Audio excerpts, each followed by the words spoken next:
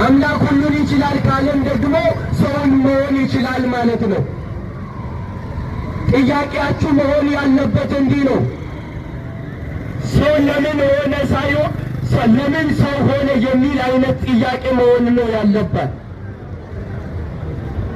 ሰው የሆነበት ምክንያት ሰው ሁሉ ኃጢአትን ሰርቷልና የእግዚአብሔርን ክብር ጎሎባቸዋል።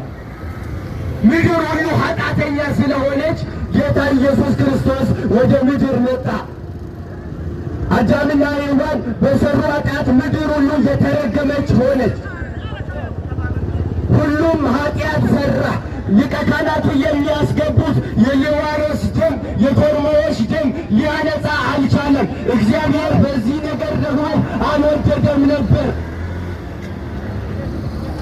ለዚህም እንደ ዓይኑ የሚሳሳለትን አንድያውን ልጅ እስኪሰጥ ድረስ ዓለሙን እንዲሁ ወዷል። ወዳጆቼ ወደዚህ ፍቅር ነው የምንጠራችሁ።